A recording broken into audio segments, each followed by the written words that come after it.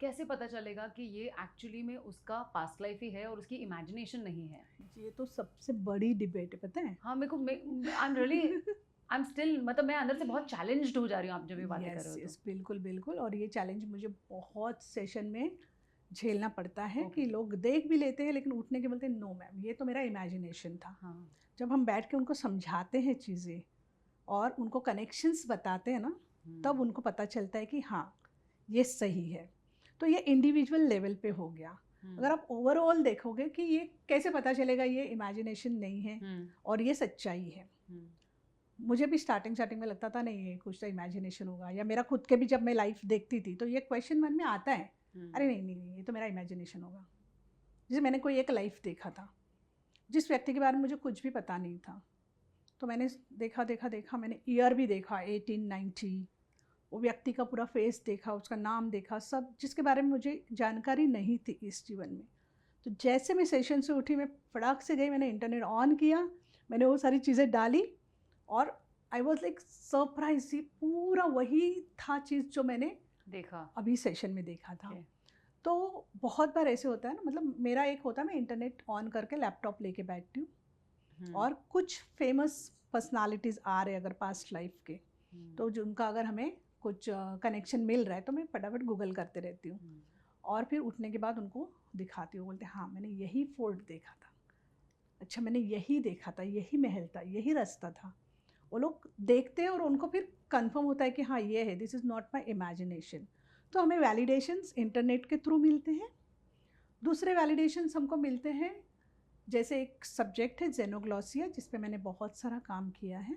जेनोग्लॉसिया। हाँ, जेनोग्लॉसिया में क्या होता है ना कि आपने जो लैंग्वेज कभी सीखी ही नहीं है, हाँ। सुनी ही नहीं है, हाँ। वो आप सेशन में बोलने लगते हो। ओके।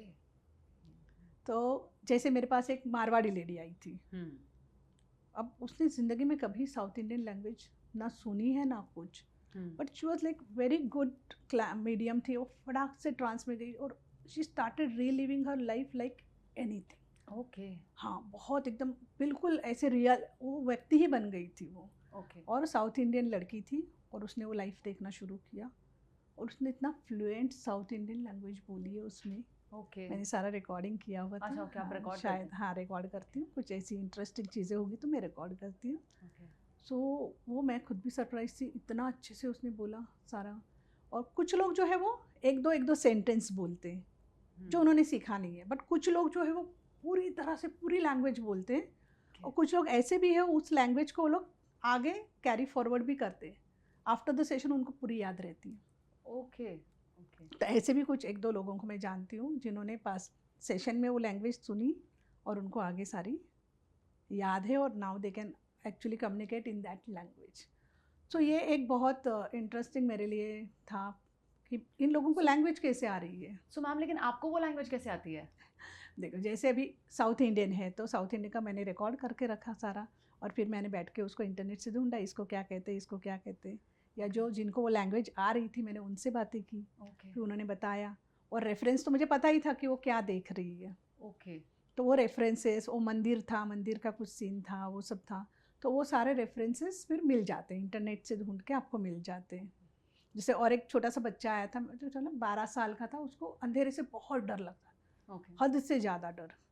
तो उसका जब हमने सेशन किया तो उसने कोई पोर्चुगीज़ लाइफ देखा। अब 12 साल का बच्चा, उसको तो पता भी नहीं दुनिया में कोई पोर्चुगीज़ लैंग्वेज हाँ, होती है, हाँ। And started speaking that language.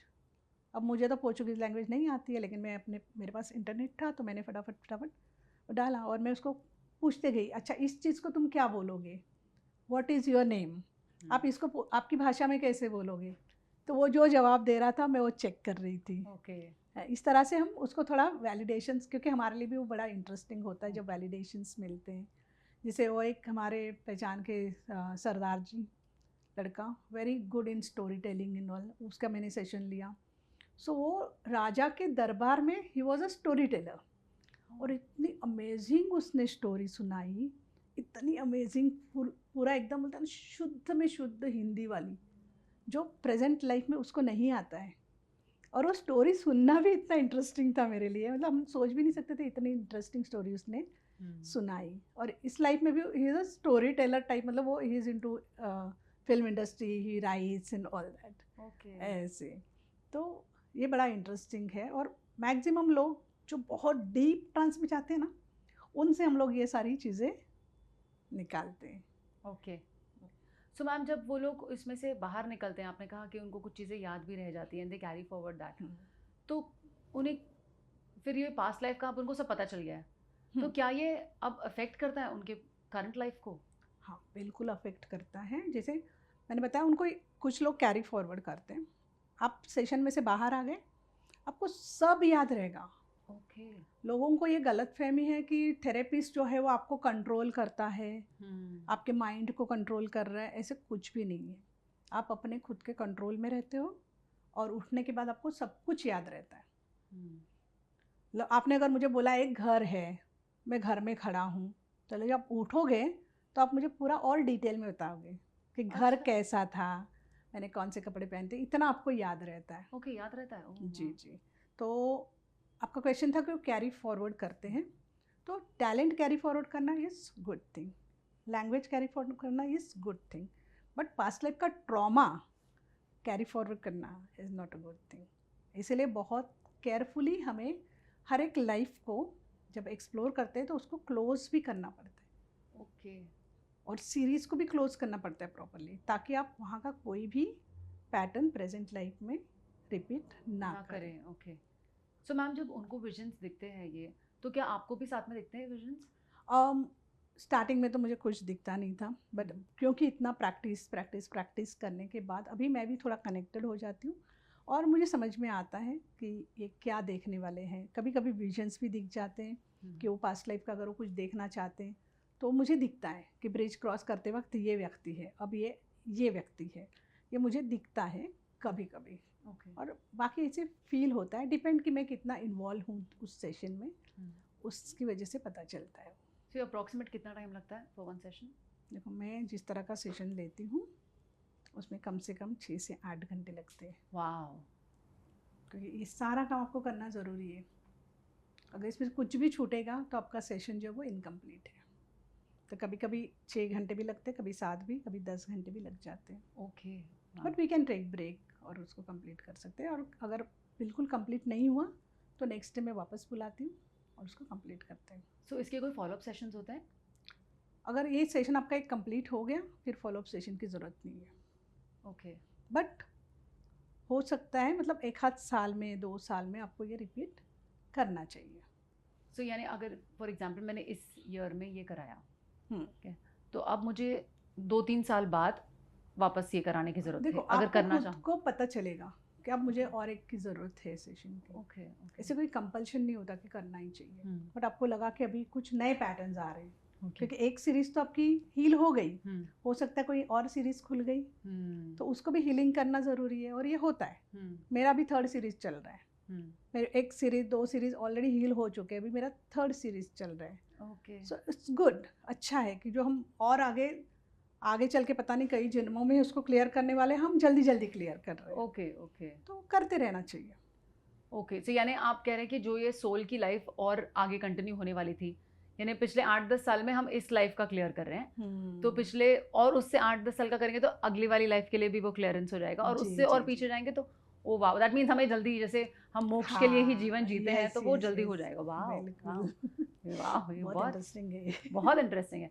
जैसे आपने मुझे पूछा था कि सेशन से बाहर आने के बाद क्या लगता है, तो मैं बता रही थी कि सेशन से पहले जो इंटरव्यू होता है ना, तब जो चीज़ें होती है उसके एग्जैक्टली ऑपोजिट वो आफ्टर द सेशन होते हैं। फॉर एग्जांपल, अगर कोई बहू आ गई जो अपने सास से बहुत ज़्यादा परेशान है, तो जब वो आएगी तो उसको बहुत बोलना होता है कि मेरी सास ने मेरे साथ ये किया, ऐसी तकलीफ़ दी, और हमें दिखता है वो लोग रोते हैं, वो तकलीफ़ अंदर होती है बहुत ज़्यादा। जैसे मेरे पास एक लेडी आई थी, उसने तो मतलब डिसाइड कर लिया था कि अब मैं मर ही जाऊँगी, सुसाइड करूँगी, और अपने सास के क्या बोलते, सास उसको इतना परेशान कर रही थी कि उसने सोच लिया था अब मुझे जीना ही नहीं है, क्योंकि हस्बैंड उसकी बात नहीं सुनता था, सास ही ओवर पावर कर रही थी घर में। तो उसकी फ्रेंड मेरे पास ले आई कि ये बहुत ज़्यादा she suffering a lot, please आप देखो। तो जब वो आके बैठी, वो बहुत रोई, और सच में सही था, जो भी उसका प्रॉब्लम था वो बहुत सही था कि उसकी सास उसको टॉर्चर कर रही थी। बट बहुत रोई रोई रोई सब बताई उसने, लेकिन मुझे कहीं ना कहीं अंदर पता था कि आफ्टर द सेशन इसके ये सारे प्रॉब्लम्स जो है वो हट जाने वाले। तो उसका क्वेश्चन क्या था कि मेरी सास मेरे से सारा काम करवाती है ना, मुझे बिल्कुल भी रिस्पेक्ट नहीं देती है, और मेरा पति है वो सिर्फ मेरी सास की बात सुनता है और बिल्कुल मेरी तरफ ध्यान नहीं देता। और उसको बहुत उस घर में ऐसे फील होता था कि she is no one in that house. जब हम सेशन में ले गए उसको, ये बहुत पुराना केस है, तो उसने जाके देखा कि वो गांव में एक बहुत सारी लाइफ देखी, फिर एंड में उसने देखा कि वो एक गांव में है और वो सपेरन है, और वो साइड बिजनेस है उसका, सांप का जहर निकाल के वो बेचती है। और उसी गांव में एक सरपंच टाइप, बहुत एक मुखिया टाइप लेडी रहती है, पाटिल जिसको बोलते वैसे, और उनके घर में एक नौकर है। ठीक है, अब कोई तो दुश्मन आके इसको कांटेक्ट करता है कि हमें इस लेडी को जो है मुखिया टाइप है उसको मारना है। तो वो उसका कॉन्ट्रैक्ट किलिंग जो भी है ले लेती है, और वो उसके घर में सांप को छोड़ देती है, जिसकी वजह से वो लेडी की डेथ हो जाती है। तो वो लेडी थी इसकी सास। उस मुखिया का जो नौकर था वो उसका हस्बैंड है, जो अभी उसका बेटा बन के आया है। अब आप इस सिनारियो में सोचिए, तो सास के सोल को क्या याद है? ये तो वही सपेरन है जिसने जहर दिया था। और डेफिनेटली हस्बैंड जो वो सास की बात क्यों सुनेगा ज़्यादा? क्योंकि वो उसका लॉयल सर्वेंट था। तो जब ये आंसर्स मिल गए, सारे जो भी कंप्लेंट्स थे वो ऐसे ड्रॉप हो जाते हैं। And then we do spiritual healing करते हैं हम, फॉरगिवनेस वो सब करते हैं। And now she is very happy, she is still there in the same house and very happy. I can see their pictures on Facebooks and all. So इस तरह की चीज़ें होती हैं। तो आपका क्वेश्चन ये था कि आफ्टर द सेशन क्या क्या होता है। एक तो एक बहुत अलग टाइप का एनलाइटनमेंट होता है, उनको उनके रूट कॉजेस मिलते हैं, और वो खुश हो जाते हैं, हैप्पी होते हैं, और डिसबिलीफ में भी होते हैं, क्या ये देख तो लिया मैंने, अभी क्या ये मुझे क्या बेनिफिट देगा। अब इंस्टेंट बेनिफिट तो आपको नहीं होंगे, जो भी आपको बेनिफिट्स है वो धीरे धीरे धीरे धीरे विद इन 6 मंथ 1 मंथ, कुछ चीज़ें हैं ना जैसे फियर फोबियाज, उसका इंस्टेंट रिजल्ट मिलेगा आपको। कुछ पैटर्न रिपीट से उसका इंस्टेंट रिजल्ट मिलेगा, बट जो कार्मिक होता है ना उसका रिजल्ट तुरंत नहीं मिलता है। उसमें टाइम जाता है, वो धीरे धीरे धीरे धीरे। आप 1 साल बाद पीछे मुड़ के देखोगे ना तो आपको पता चलेगा कि before the session, after the session आपके लाइफ में कितने चेंजेस आए हैं। तो इस तरह से अच्छा लगता है उनको, जो समझते हैं वो समझते हैं। तो मैम आपने अभी पता है बीच में एक वूम्ब रिग्रेशन बताया जो आपने खुद ने एक्सपीरियंस किया। हाँ। और आपने कहा लाइफ बिटवीन लाइफ, ठीक है। सो इसके अलावा और क्या टाइप है इसके अंदर ऑफ रिग्रेशन? देखो, पास्ट लाइफ रिग्रेशन, लोगों के दिमाग में क्या है, पास्ट लाइफ मतलब पिछला जन्म। हाँ, पास्ट मतलब क्या है, आज से पीछे। आज से पीछे है ना, जब आप 20 साल के थे, आप 5 साल के थे, आप 1 साल के थे, जब आपका बर्थ हुआ, जब आप माँ के वूम में थे, और फिर आप पिछले जन्म में थे। ये सारा चीज़ आता है पास्ट में। और regression is what, going back in time. अब लोगों को और एक ये है कि भाई हम पिछले जन्म में जाते हैं, हम कहीं जाते नहीं हैं, हम वहाँ की मेमोरीज को रिट्रीव करते हैं। अभी अगर मैं समझो तुमको पूछूं कि अरे बताओ तुम्हारा 20th बर्थडे पे तुमने कहाँ सेलिब्रेट किया था, या पिछला बर्थडे कहाँ सेलिब्रेट किया था। हाँ, पिछला बर्थडे तो याद है। तो तुम 2 मिनट के लिए रुकोगे ना, और आप याद करोगे, और वो मेमोरी आप आगे करोगे। हाँ, ऐसे नहीं कि आप चले गए 20 साल में, है ना। लेकिन अगर मैं पूछूं आप 5 साल की थी तब बताओ तुम्हारे बर्थडे को तुमने कैसे फ्रॉक पहना था, याद रहेगा? नहीं, बट बर्थडे तो हुआ है। हाँ, आपने ब्यूटीफुल फ्रॉक तो पहना है, लेकिन आपको उसकी मेमोरी अभी नहीं है। अभी तुरंत। अगर मैं बोलूँ कि आप 1 साल के थे, देखो आपको सबसे पहला गिफ्ट किसने ला के दिया था बर्थडे पे, क्या गिफ्ट दिया था, आपको याद रहेगा? नहीं, बट ये घटना हुई है। यस, है ना। आपका बर्थ हुआ है, यस, लेकिन आपको मेमोरी है नहीं। आपने अपनी माँ के पेट में 9 महीने बिताए हैं, लेकिन वहाँ की मेमोरी आपको है, नो, बट एक्चुअल में वो हुआ हुआ है ना? तो ये सारी मेमोरीज हमारे अंदर है, हम उसको रिट्रीव कर सकते हैं। ओके। सो जन्म तक का जो है, आज से पीछे जन्म तक, आज से पीछे अगर मैं देखूं, आज से मेरे पीछे जब मेरा जन्म हुआ तब वहाँ तक जो प्रोसेस होता है उसको एज रिग्रेशन कहते हैं। ओके, मतलब इसी लाइफ में, लेकिन इसी लाइफ में पैदा होने तक का। पैदा होने तक का। तो ज़रूरी नहीं है कि हमारे जो प्रॉब्लम्स है वो पिछले जन्म से ही आए हो, ओके। वो हो सकता है इस जन्म में भी हो। ओके। सी अगेन देखो, पास्ट लाइफ रिग्रेशन थेरेपी का मकसद है आपके प्रॉब्लम्स के रूट कॉज को ढूंढकर उनको हील करना, उनको सॉल्व करना। इसका मकसद बिल्कुल भी ऐसा फैंसी नहीं है कि आपको जाके आपके पास्ट लाइफ ही देख के आने। आपको ये ध्यान देना पड़ेगा मकसद क्या है, प्रॉब्लम्स को सॉल्व करके प्रेजेंट लाइफ को अच्छा बनाना। ओके। है ना? मेरे पास एक लड़का, एक सिनेमेटोग्राफर है वो, और उसको हमेशा ना एक पर्टिकुलर उनके गांव में जब वो जाता था तो एक देवी का मंदिर होता है ना, गांव की देवी का मंदिर। सो गांव देवी के मंदिर के उस एरिया में जाते ही ना उसके बॉडी में शिवर होने लगता था। ओके। ये हमेशा से होता था। तो उसने मेरे को पूछा एक बार कि मुझे ऐसे क्यों हो रहा है। मतलब चलो हम एक्सप्लोर करते हैं। नॉर्मली हमारे दिमाग में क्या आएगा, या तो उसके अंदर देवी आ रही है ना, या तो कुछ तो ऐसे कुछ अलग चीज़ें हैं जिसकी वजह से उसको देवी के इधर जाने के बाद ही ये हो रहा है, पैरानॉर्मल टाइप का। हाँ, पैरानॉर्मल टाइप ऐसे लग रहा है। तो पीछे ले गई मैं उनको, तो कुछ 5-6 साल का बच्चा था, उसने वहाँ की मेमोरी पे चला गया। तो उस मंदिर के आगे ना ऐसे दिए का बड़ा सा उस दीप स्तंभ होता है। हाँ। तो उसका बड़ा भाई था, वो उसको ऊपर ले गया था, और ऊपर से जाके उसने कुछ तो बहुत डरावनी चीज़ें उसको बताई, देखो नीचे ये है, नीचे वो है। तो वो 5 साल के बच्चे के दिमाग में वो उस दीप स्तंभ के लिए और उस जगह के बारे में डर बैठ गया। ओके। और वो इतना सबकॉन्शियस माइंड में उसके डर बैठ गया कि वो अब जब भी वहाँ जाता है 5 साल वाली मेमोरी ट्रिगर होती है। ओके। तो it's not always past life, present life की भी बहुत सारी घटनाएं आपके जीवन पे असर करती हैं, स्पेशली स्कूल में। अब एक मेरे पास मेरी फ्रेंड की बेटी है, बहुत ब्रिलियंट अच्छी स्टूडेंट, लेकिन 10th में है अभी वो, और मैथ्स में फेल हो रही है सिर्फ। जबकि ऐसा कभी भी नहीं हुआ। वो मेरे पास ले आई कि इसको मैथ्स में क्यों फेल हो रही है, सब सब्जेक्ट में अच्छी है। तो हमने उसको ले गई, भाई go to the root cause. कि देखा कि वो ट्यूशन क्लास में बैठी है, मैथ्स के टीचर पढ़ा रहे हैं, और थोड़ी देर के लिए उसका ध्यान यहाँ वहाँ हो गया। तो सर ने उसको एक चौक फेंक के मारा, और उसका ध्यान नहीं था सर की तरफ। और उस मोमेंट में सब बच्चे लोग जो थे आजू बाजू में बैठे, वो हंसे जोर जोर से, और इसको एकदम से वो हिट हो गया। अब हिट हो गया, वो इतना सबकॉन्शियस माइंड में हिट हो गया कि वो सब्जेक्ट से ही उसका कनेक्शन टूट गया।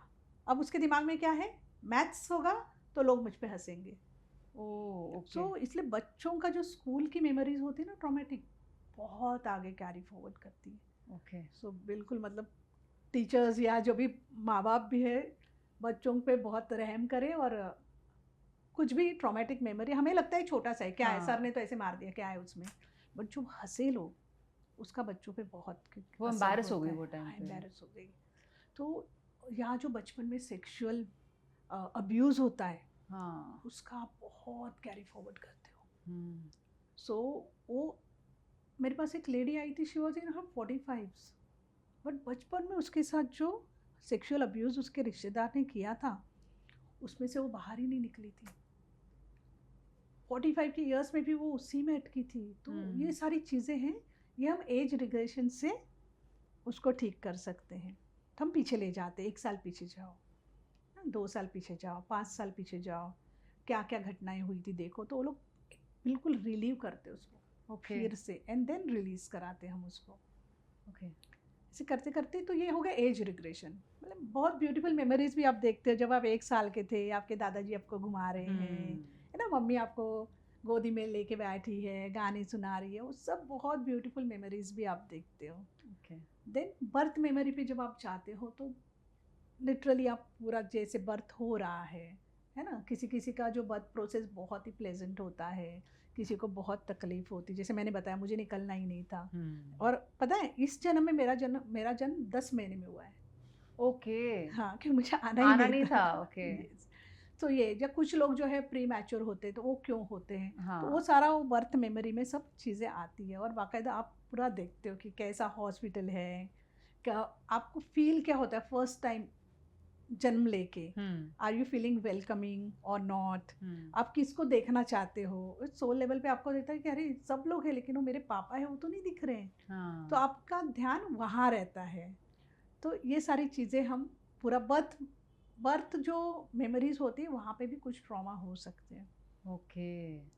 और उसका भी हमारे आगे वाले जीवन में असर हो सकता तो है। इतने पहले का मतलब जो हमें भी एक्चुअली में कॉन्शियस हाँ, माइंड हमारा बिल्कुल इतना नहीं था। बिल्कुल बिल्कुल सबकॉन्शियस माइंड में सारे ट्रॉमास रहते हैं। ओके। तो वो आप लिटरली आप देखते हो ना, ये हॉस्पिटल है, ऐसा डॉक्टर है, ये नर्स है, उसने मुझे ऐसे पकड़ा है, मुझे ऐसे मार रही है, ये देखने आए हैं, ये सब सारा आपको दिखता है और आप उसका वैलिडेशन ले सकते हो। वाओ। अपने माँ को पूछ सकते हो, घर में पूछ सकते हो ऐसे ऐसे हुआ था क्या। और उसके बाद आता है womb regression, that is so beautiful. So बहुत सारे लोग जो है उनका रूट कॉज मदर के वूम्ब से आता है। ओके।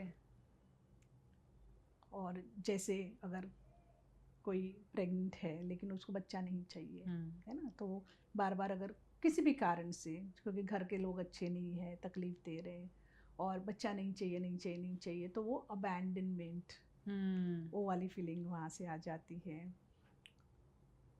और ऐसे ऐसे राज खुलते हैं वूम्ब रिग्रेशन में, और फिर आप जाके पूछ सकते हो अपने पेरेंट्स को कि ऐसे हुआ था।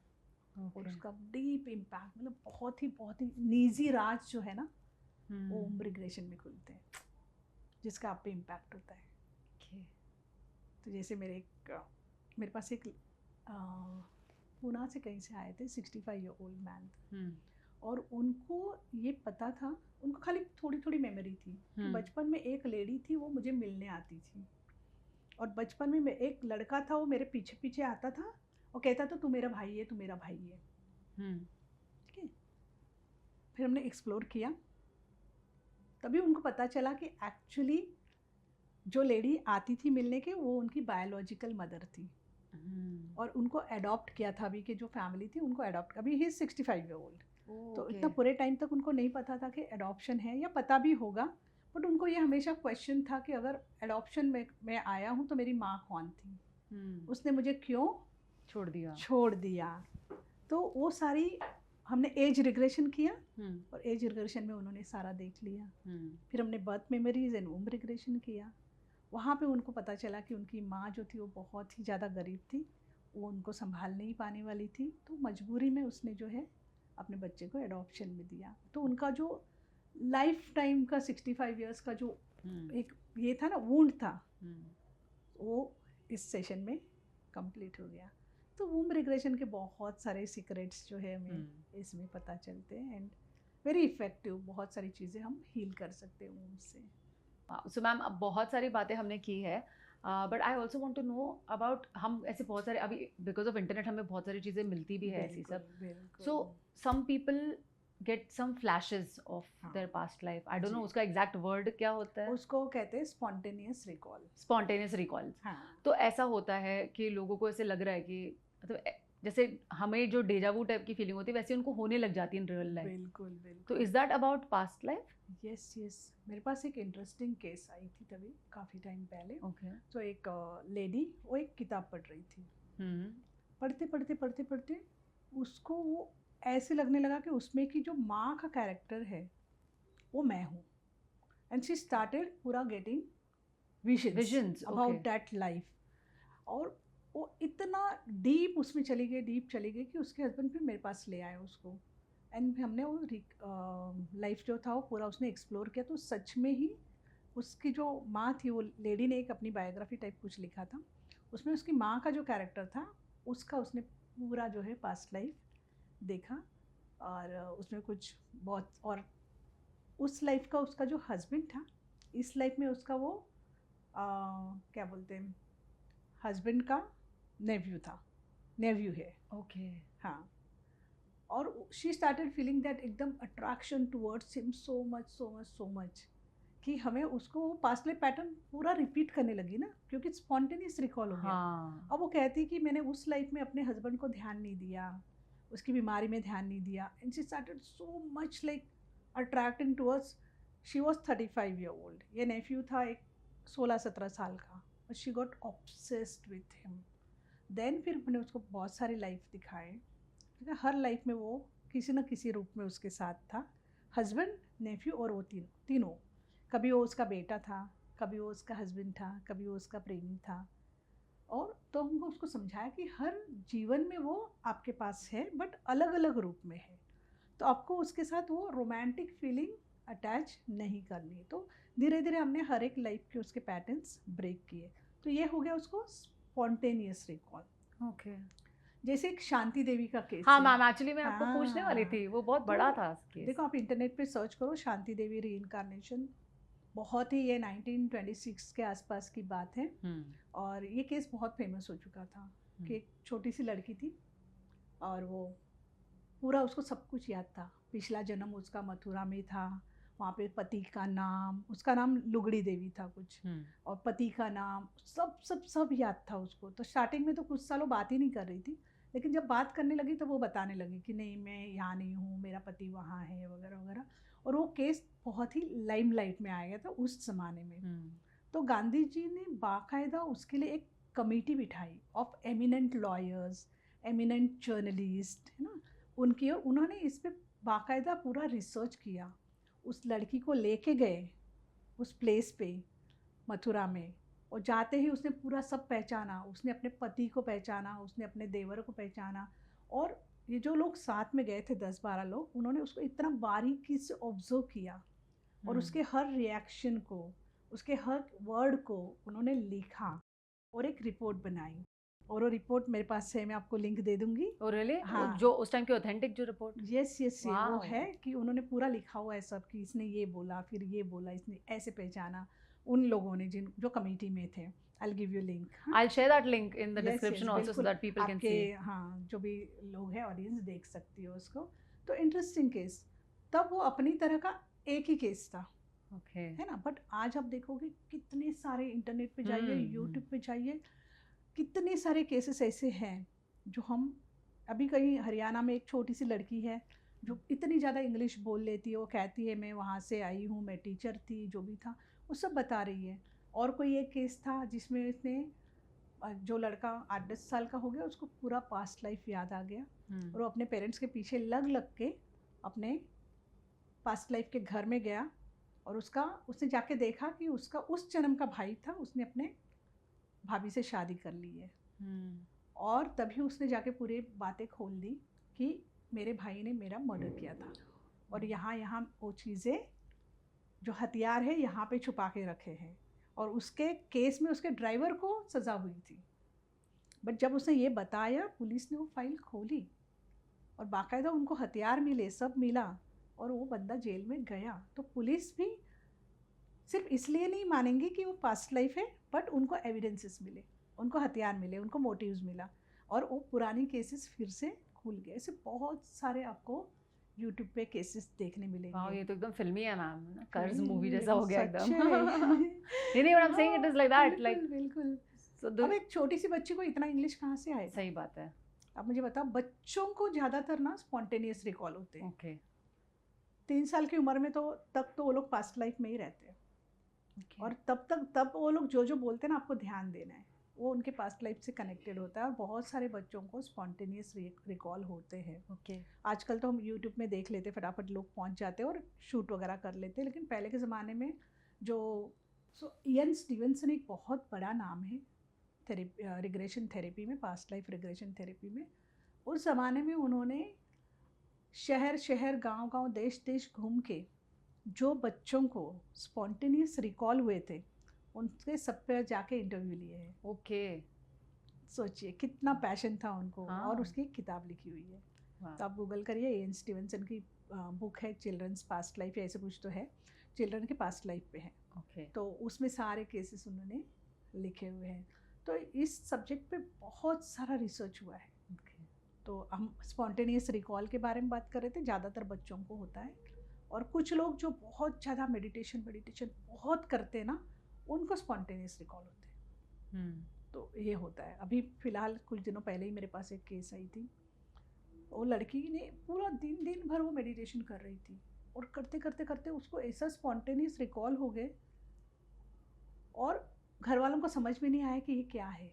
उनको लगा जैसे समथिंग सुपर नेचुरल कुछ तो हो रहा है उसको। एंड फिर उसको हॉस्पिटल में वगैरह एडमिट किया। बाद में जब वो मेरे पास आई, जब मुझे उसने स्टोरी सुनाई, फिर मैं समझी ये तो स्पॉन्टेनियस रिकॉल्स थे। ओके। जैसे उसको कुछ कुछ दिखता था, बहुत कुछ दिख रहा था उसको, और हमने उसके लाइफ एक्सप्लोर किए। हाँ। तो पूरे प्रोसेस में ना, जब वो बैठी थी, वो अपना मुंह पूरा आड़ा टेढ़ा कर रही थी। Okay. तो किसी को अगेन लगेगा पता नहीं क्या है, तो नहीं बार बार पजेस्ट तो नहीं है, ऐसे एकदम आड़ा टेढ़ा मुंह क्यों कर रही है वो। तो मैंने बोला चलो एक्सप्लोर करते क्यों कर रही है। आप मानोगे नहीं कर्मा कैसे काम करता है। तो उसने अपने आप को ना एक लड़का देखा, जो कि बड़ा थोड़ा बदमाश टाइप का लड़का था, और वो जुगार खेलते ना, गैम्बलिंग, वो पत्ते लगाता था गैम्बलिंग के, और लोग उस पर पैसे लगाते थे। जैसे गांव के टाइप में होता था, झाड़ के नीचे, और उसमें वो चालाकी करता था। चालाकी करके लोगों को बेवकूफ़ बना के वो पैसे ले लेता था। तो वहाँ पे लोगों का ध्यान हटाने के लिए वो क्या करता था पता है, वो मुंह को आड़ा टेढ़ा करता था, मुंह में कुछ एक्सप्रेशंस करता था अलग अलग, है ना, ताकि जो खेल रहा है उसका ध्यान हट जाए, कार्ड से हटे। कार्ड से हटे, इसकी तरफ आए, और वो कुछ भी कार्ड में करे। तो वो चीज़ उसका इतना ट्रिगर हो गया था कर्मा, कि वो बैठे बैठे उसके ऐसे मुंह आड़ा टेढ़ा हो रहा था। जब हमने वो लाइफ दिखा दिया उसको, पूरा देख लिया, इंस्टेंट स्टॉप हो गया। वाह। ऐसे तो ये कर्मा भी बड़ा मज़े करता है।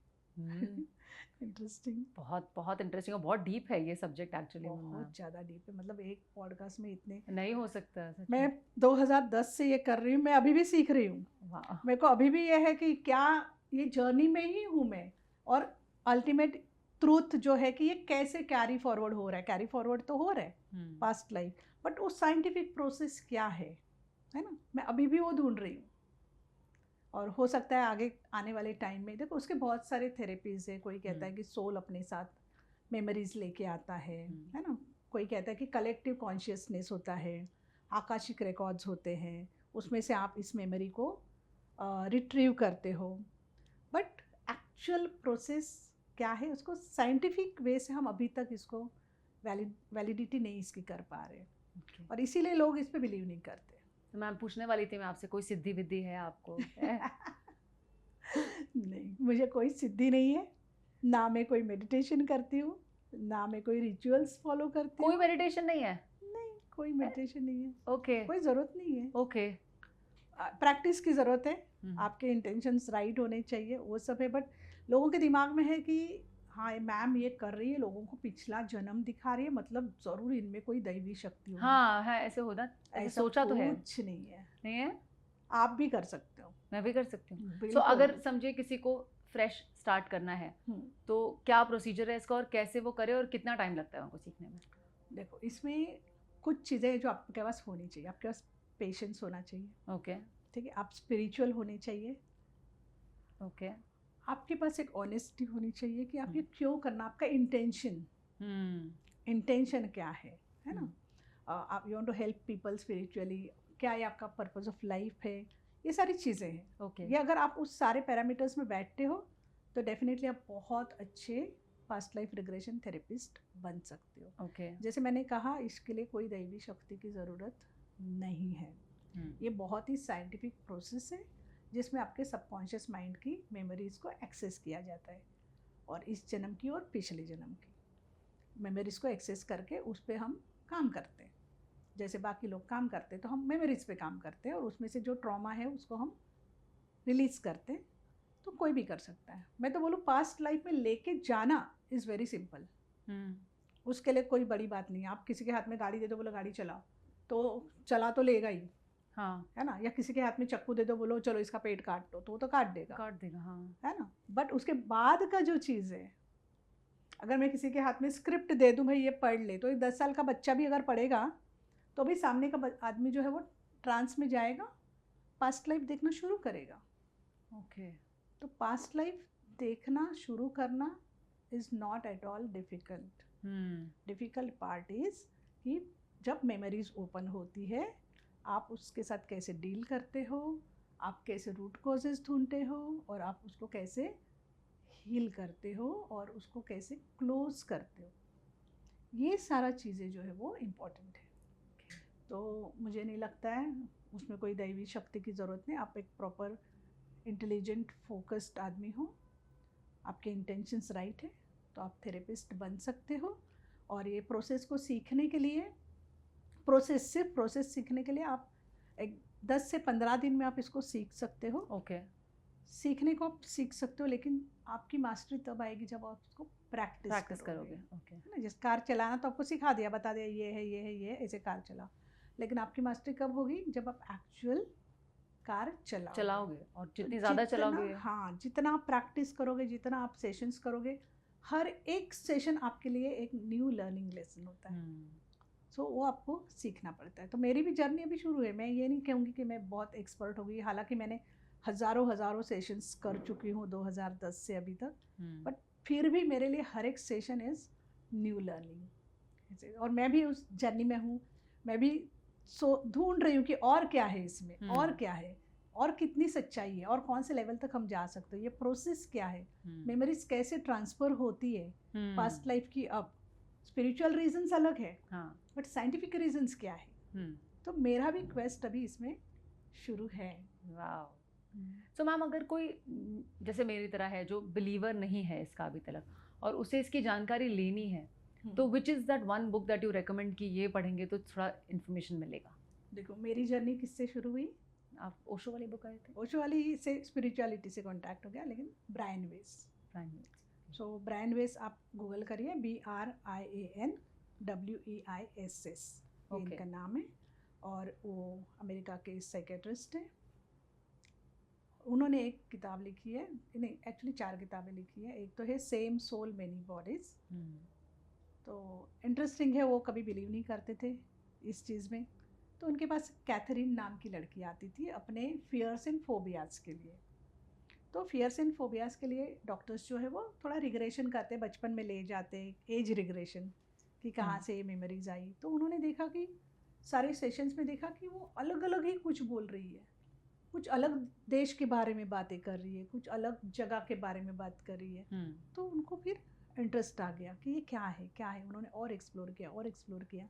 तो उस बुक में जो है वो कैथरीन की कहानी है। ओके। फिर उनको बिल्कुल भी ट्रस्ट नहीं था इन सब चीज़ों में, तो उनको ट्रस्ट कैसे हुआ? तो जब वो कैथरीन के उन्होंने बहुत सारे सेशंस किए, तो उन्होंने देखा कि कैथरीन का एक कनेक्शन होता है और कुछ डिवाइन सोर्स कैथरीन के थ्रू बात करते हैं, इनको मैसेजेस दे रहे हैं। और उन मैसेजेस में उन्होंने ऐसी चीज़ें उनको बताई जो कैथरीन को या किसी को भी पता नहीं थी। ओके। है ना। उनके फादर के बारे में बताया और उनके बच्चे के डेथ के बारे में बताया जो किसी को पता नहीं था। जब ये सारी चीज़ें उनके सामने आई तो उनको फिर ट्रस्ट हो गया। तो वो किताबें उनकी पढ़िए तो बहुत सारी चीज़ें क्लियर हो जाएंगी। और बहुत सारी किताबें, अभी तो पास्ट लाइफ रिग्रेशन पे काफ़ी किताबें हैं, काफ़ी यूट्यूब चैनल्स है, बहुत सारे ऐसे पॉडकास्ट हो रहे हैं, तो उससे आप जानकारी ले सकते हैं। लेकिन मैं बोलूँगी सबसे बेस्ट जानकारी है कि आप खुद उस प्रोसेस के थ्रू जाइए। जब तक आप खुद उसको एक्सपीरियंस नहीं करोगे, आपको नहीं समझ में आएगा कि ये चीज़ें क्या है। तो बेस्ट है, बोलते हैं ना हाथ कंगनी को आरसी क्या। जाओ सेशन कराओ और समझ लो ये चीज़ें क्या हैं। सो मैम, अब आपने बोला जाओ सेशन कराओ, तो हाउ डू वी नो कि ये ऑथेंटिक थेरेपिस्ट है, इनके पास हमें जाना चाहिए और ये सेशन बराबर करेंगे? क्योंकि आपने अभी डरा दिया मैम कि सपने में उस पास्ट लाइफ में ले जाना आसान है, बट उसमें अंदर जो गाइड करना है वो भी तो ज़रूरी है। बिल्कुल। सो आपको थोड़ा रिसर्च करना है। ओके। एक्सपीरियंस बहुत ज़्यादा काउंट करता है इसमें। ओके। तो आप जाओ, एक्सपीरियंस पर्सन के पास जाओ और आप अपने मन के अंदर की भी बात थोड़ा सुनो कि आपको फील होगा कि हाँ no she is the right, इनके पास जाना चाहिए। मेनली है एक्सपीरियंस। तो वो देखो, बाकी हम किसी के अंदर घुस के नहीं बता नहीं सकते कि कौन राइट है कौन रॉन्ग है, बट थेरेपी के हिसाब से जो है जितना ज़्यादा एक्सपीरियंस्ड पर्सन होगा उतना ज़्यादा आप उनके पास जो है वो सेफ रहेंगे। तो मैम, हमने योगा फेस्ट वाला तो टॉपिक आधे में छोड़ दिया। What was that experience? जो आपने फ़ोटो देखे। हाँ जी, बहुत सुंदर फोटोज और इतने सारे लोग। एक्चुअली वो सब लेटे हुए हैं और ऐसे, तो आई वाज अज्यूमिंग कि यही हो रहा था। जी जी बिल्कुल बिल्कुल। सो योगा फेस्टिवल के लिए मैं भी खुद सरप्राइज थी कि भाई योगा फेस्टिवल में जाके PLR कैसे करूँगी, बट बस बुलावा आ गया और मैं पहुँच गई। और बात फैल गई कि कोई तो एक लेडी आई है, मैडम आई है मुंबई से, और वो लोगों को पिछले जन्म में ले जाती है। अब ये योगा फेस्टिवल जो है ना, मैं बताना चाहूँगी ऋषिकेश में होता है। और गवर्नमेंट जो टूरिज़्म डिपार्टमेंट है वहाँ का, वो इसको ऑर्गेनाइज करते हैं, और एवरी आई थिंक 1 मार्च या ऐसे होता है। अगर मौका मिले तो ज़रूर जाना, क्योंकि बहुत सुंदर योगा फेस्टिवल है। और पूरे इंडिया से और आउट ऑफ इंडिया से जो योगा के गुरुज होते हैं, योगा में इंटरेस्टेड पीपल, स्पिरिचुअल पीपल, वो लोग सब वहाँ पे आते हैं। तो वहाँ पे मुझे एक बहुत अच्छा सा एक बड़ा हॉल दिया गया था, और उसमें लोग आके, और मैं उनको ग्रुप में पूरा पिछले जन्म में ले जा रही थी। तो ग्रुप में इतने लोगों को कैसे ले जा सकते हैं, कोई बड़ी बात नहीं। सिर्फ यह है कि आप उनसे 1-on-1 बात नहीं कर सकते। और जब सेशन पूरा हो जाता है, वो लोग उठते हैं और फिर वो अपने एक्सपीरियंसेस शेयर करते हैं। तो बहुत ही अच्छा इंटरेस्टिंग था 5 दिनों का, और उसमें बहुत सारे लोग और बहुत सारे बड़े बड़े योग गुरु जो इस चीज़ों को वैसे प्रैक्टिकली नहीं मानते थे। बुक में तो लिखा है, भगवद गीता में लिखा है, आपके कर्मों की वजह से आपको वापस आना पड़ता है। जैसे हम कपड़े बदलते हैं, वैसे हम लोग शरीर बदलते हैं, बट प्रैक्टिकली उसको इतना देखा नहीं था किसी ने। तो वो लोग, उनके लिए भी बहुत इंटरेस्टिंग था, और मेरे लिए भी बहुत अलग एक्सपीरियंस था। इतने सारे दिग्गज स्पिरिचुअल लोगों को ना पिछले जन्म में ले जाना बहुत इंटरेस्टिंग था। तो वो योग फेस्टिवल होता है, वहाँ पे जाइए। वहीं पे परमार्थ निकेतन है, उनके यहाँ पे भी योग फेस्टिवल होता है। वहाँ पे भी मुझे एज अ PLR थेरेपिस्ट बुलाया गया था, जहाँ पे मोस्टली क्राउड जो है वो आउट ऑफ इंडिया से आते हैं, फॉरेनर्स आते हैं। और उनके लिए मैंने ये सेशंस किए। पुडुचेरी में गवर्नमेंट का, वहाँ का टूरिज़्म डिपार्टमेंट है, वो लोग भी योग फेस्टिवल करते हैं। वहाँ पे भी जाके मुझे, तो यूनिवर्स जो है बहुत मेरे लिए काइंड था कि मुझे ये अलग अलग जगह पर जाकर मेरी इस थेरेपी को, थेरेपी के लिए एक प्लेटफॉर्म मिला, और मैं इसको बता पाई लोगों को प्रैक्टिकली। तो बहुत अच्छा एक्सपीरियंस था। बट मैं ये कहूँगी कि जो लोग ग्रुप में सेशंस करते हैं, हालांकि आई टेक अटमोस्ट केयर कि वो सेशन कंप्लीट हो और क्लोज हो, बट अदरवाइज जब आप ग्रुप में सेशन करते हो और आप कुछ अगर देख लेते हो पास्ट लाइफ, तो आप पर्सनली जाकर फिर से एक बार एक कंप्लीट सेशन करा लेना चाहिए, to be on the safer side, कि आप पास्ट लाइफ का कुछ पैटर्न रिपीट ना करो। क्योंकि आपने दरवाजा खोल दिया है अभी। यस, वो तो पैंडोरास बॉक्स से वो आपने खोल तो दिया, और आपने अगर साफ सफाई करके उसको प्रॉपर क्लोज नहीं किया तो क्या हो सकता है। बहुत सारे कॉन्सिक्वेंसेस, बहुत सारे। और आपको पता भी नहीं चलेगा, आपकी लाइफ में प्रॉब्लम्स कहाँ से आ रहे हैं। क्या वो इतने सटल लेवल पे होते हैं। मैं एक व्यक्ति का केस बताती हूँ आपको। तो एक मेरे पहचान वाले व्यक्ति थे, बहुत पहले 2010 से, जब मैंने ये पास्ट लाइफ नहीं किया था, तब वो कोई तो कहीं गए थे कोई थेरेपिस्ट के पास, और उन्होंने पास्ट लाइफ रिग्रेशन किया। अब वो प्रॉपर ट्रांस में जा नहीं पाए, और उन्होंने सिर्फ एक फ्रेम देख के आए, एक फ्रेम, फोटो फ्रेम की तरह, कि एक बूढ़ा आदमी बैरन लैंड पे बैठा हुआ है, जो सूखी जमीन पे, जहाँ पे पानी नहीं, बंजर जमीन पे फार्मर है बूढ़ा, वो ऐसा एकदम पूरा सिर पे हाथ लगा के बैठा हुआ है। इतना देखकर वो वापस आ गए। यू विल नॉट बिलीव, उस बंदे ने अपना अच्छा खासा बिजनेस छोड़कर वो पूरा खेती के पीछे लग गया।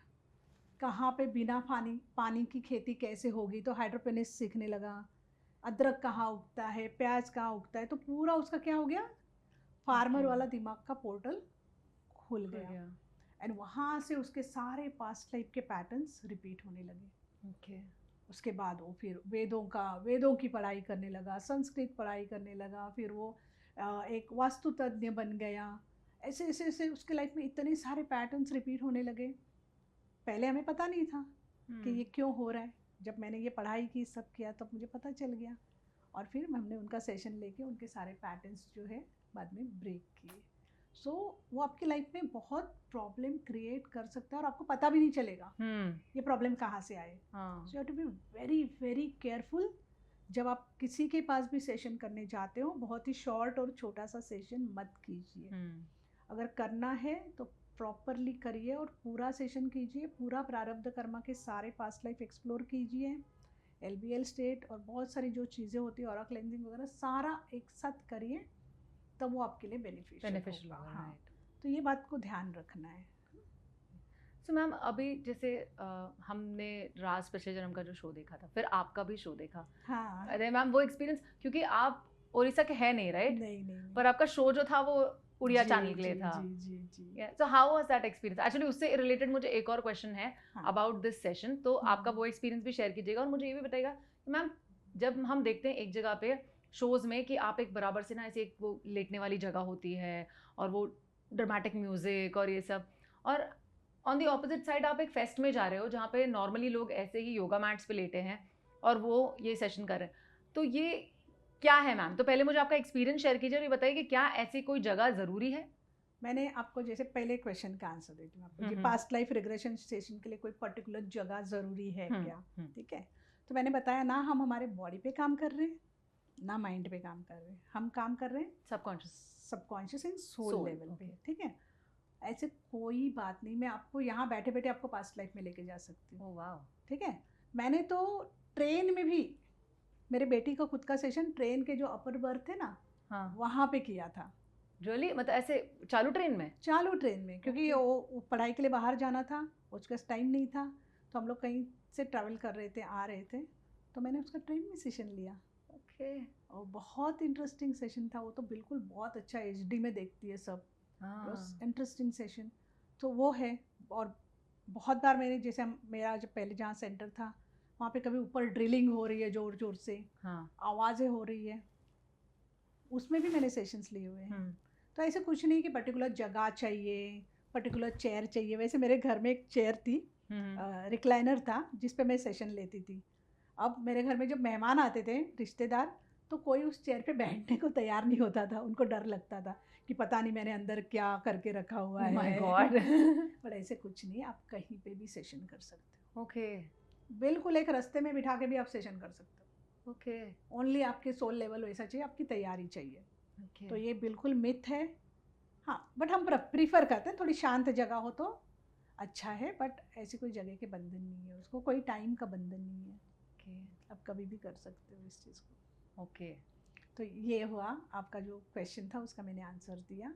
और दूसरा मेरा टीवी शो, हाँ, पूर्व जन्म, हाँ, तो उड़ीसा में कलिंगा टीवी है, वहाँ पे ये शो हुआ। जैसे मैं हमेशा बिलीव करती हूँ कि सब कुछ आपका ऊपर तय होता है और यहाँ पे सिर्फ उसका जो है एक्शंस लेते हैं, इम्प्लीमेंटेशन होता है। मुझे एक कॉल आया वहाँ से कि मैम हम ऐसे ऐसे सेशन करना चाहते हैं, आप आएंगे क्या? तो बस मैंने बोला हाँ आ जाऊँगी। पहुँच गई। मुझे कोई उड़िया लैंग्वेज समझ में नहीं आती थी, कुछ नहीं, शो उड़िया का है, बट मैं गई वहाँ पे तो सबसे पहला वो लोग मुझे ले गए पुरी में जगन्नाथ टेम्पल। हाँ, दैट वाज सो ब्यूटीफुल। मुझे इतना अच्छा लगा कि मैं वहाँ पहुँची, सेकंड डे मुझे बिना बोले वो लोग पहले मंदिर ले गए, तो मेरा पहले वो दर्शन हुआ, उसके बाद हमारी जर्नी शुरू हुई। और आप मानोगे नहीं कि वहाँ पे उड़ीसा के, भुवनेश्वर के दिग्गज लोग आए हुए थे, एक से बढ़कर एक। I was surprised. वो लोग इतने ओपन माइंडेड थे, इतने कि उनको बिल्कुल भी ऐसे नहीं लगा कि हम हमारे जीवन का कुछ तो इतना टीवी के सामने सेशन करना और उसके बारे में बात करना, they were all ready to talk about it. और पूरा 6 कैमराज लगे हुए हैं, इतने 50-60 लोगों के सामने वो मैं उनको लेके जा रही हूँ पास्ट लाइफ में, बहुत ब्यूटीफुली। एक भी कम से कम मुझे लगता है 20-30 एपिसोड्स कुछ है, 30 से भी ज़्यादा है पूरे। इसमें सिर्फ एक लेडी ट्रांस में नहीं जा पाई थी, वो डर गई थी थोड़ी, बाकी सारे लोग, हाँ, मतलब दिन में हम लोग 2-2 सेशंस करते थे एपिसोड के हिसाब से, तो सारे जो एक्टर्स थे उसमें, राइटर थे उसमें, वहाँ के समाज सेवक थे उसमें, और जगन्नाथपुरी के जो वाचस्पति, उनके भी हमने सेशन किए। तो बहुत ही अच्छा एक्सपीरियंस था। मुझे बहुत अच्छा लगा कि on camera they were ready for this experience, और उनको सबको रूट कॉजेस मिले। वाओ, अमेजिंग था, बहुत अच्छा लगा मुझे।